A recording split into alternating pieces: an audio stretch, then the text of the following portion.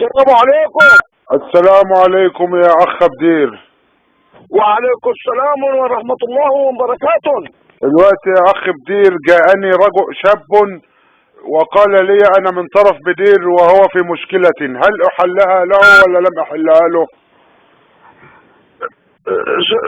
سلكلة نهون دوة.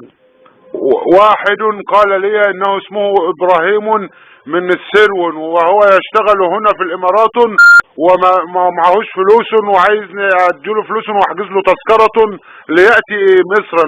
قلت له تعرف بدير؟ فقال لي نعم انه من بلدنا. ابراهيم ايه؟ ابراهيم الشافعي. لا ما تدوس لحدة حاجة. لماذا يا اخ بدير؟ انا اعرف انك تفعل الخير وما بتستناش له جزاء. اصلنا قوتن مانيش عارفينهم مانيش مانوش عارفتهن نون. هو قال لي ان الاخ بدير يعرفني، قلت له خليه يتصل بيا.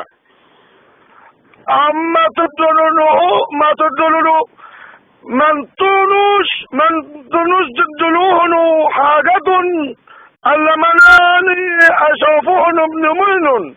طيب اليوم تبحث عن عائلة الشافعي تسأل في السرون، وإن كان هذا مضبوطة كلامته فسوف أعطيه تذكرة طيارة و1000 جنيه ليروحون. لا ما تدلونوش حاجة اللي مش عارفتن الشرفيتن ديتي ما شافوهم. اما هروحن اما روحن عرف لكم اسمه ديواني ولا لا. طيب اخ بدير، عندما هو سوف يأتي الي في 9 مساء، عندما يأتي الي سوف اتصل بك وتحدثه انت حتى تعرف من اين هو. اي والله احسنية يعني احسنية، لان ممكن يكون هذا نصاب. ايوه دية كنت اقولها بس انا مانيش فكرتها. انت فين الوقت؟ انا